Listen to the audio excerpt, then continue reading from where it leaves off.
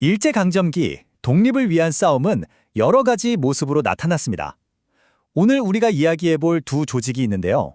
바로 가장 직접적이고 강렬한 방법, 그러니까 무력투쟁을 선택했던 의열단과 한인애국단입니다.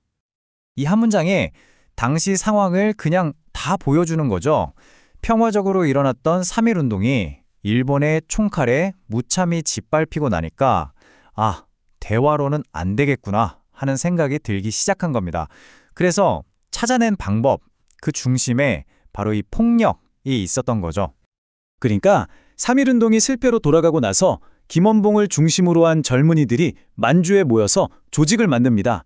그게 바로 의열단이에요. 목표는 아주 명확했습니다.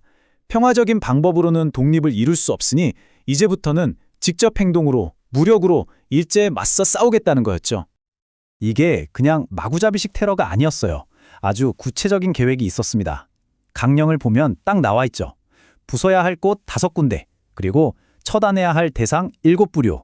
조선총독부나 동양척식 주식회사처럼 식민 통치의 핵심이 되는 기관들, 그리고 총독이나 나라 팔아먹은 친일파 같은 인물들을 정확하게 겨냥한 굉장히 조직적인 계획이었습니다. 자, 그럼 이 계획을 어떻게 실행에 옮겼을까요? 의열단이 선택한 주 무기는 바로 폭탄이었습니다.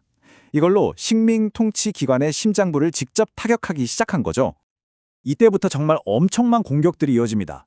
1920년 부산경찰서를 시작으로 다음 해에는 아예 식민 통치의 심장부, 조선총독부 건물에 폭탄을 던져버려요.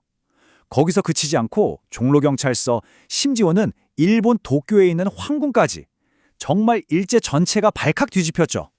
그런데 말이죠. 이렇게 계속 충격적인 공격을 하는데도 독립이라는 큰 목표는 뭔가 가까워지는 것 같지가 않은 거예요. 의열단 내부에서도 슬슬 고민이 생기기 시작합니다. 여기서 아주 중요한 질문이 생기는 거죠. 과연 이렇게 한 사람 한 사람이 목숨을 건다고 해서 이 거대한 제국을 무너뜨리고 독립을 이룰 수 있을까? 이게 과연 효과적인 방법일까? 하는 근본적인 물음이요. 의열단이 내린 결론은 아니다 였어요. 개인적인 투쟁만으로는 한계가 명확하다는 걸 깨달은 거죠. 그래서 노선을 완전히 틀어버립니다. 소규모 암살단에서 아예 체계적인 군대를 만들자는 쪽으로요. 그래서 김원봉 같은 지도부들이 직접 중국 황푸군관학교에 들어가서 제대로 된 군사 훈련을 받고 나중에는 아예 우리선으로 장교를 키우는 학교까지 세웁니다. 훨씬 더 장기적인 싸움을 준비한 거죠. 자, 의열단이 이렇게 스스로 변화를 모색하던 바로 그 시점에 또 다른 흐름이 나타납니다. 이번에는 대한민국 임시정부가 직접 나선 건데요. 그게 바로 한인애국단입니다. 이 두 조직, 의열단과 한인애국단은 독립이라는 목표는 같았지만 방식은 좀 달랐어요. 방금 말씀드린 것처럼 의열단은 장기적으로 싸울 군대를 만드는 데 집중했죠. 반면에 김구 선생이 만든 한인애국단은 당시 내부 분열로 힘이 약해져 있던 임시정부의 존재감을 다시 살리고 전 세계에 우리는 아직 싸우고 있다는 걸 보여주기 위한 굉장히 상징적인 큰 거 한 방을 노렸다고 볼 수 있습니다. 의열단의 이런 대담한 투쟁과 변화, 그 중심에는 카리스마 넘치는 리더, 바로 김원봉이 있었습니다. 그리고 임시정부의 돌파구를 마련하기 위해 한인애국단이라는 카드를 꺼내든 전략가, 바로 우리가 잘 아는 김구 선생입니다. 그럼 한인애국단에는 어떤 분들이 있었을까요? 이봉창 의사의 이야기를 보면 정말 많은 걸 생각하게 됩니다. 이분 원래는 독립운동에 전혀 관심이 없던 평범한 청년이었어요. 그런데 어딜 가나 조선인이라는 이유로 차별을 받는 겁니다. 월급도 덜 주고 승진도 안 시켜주고, 그래서 아예 일본으로 건너가서 일본 이름으로 바꾸고 살아보려고까지 했어요. 그런데도 차별은 똑같았죠.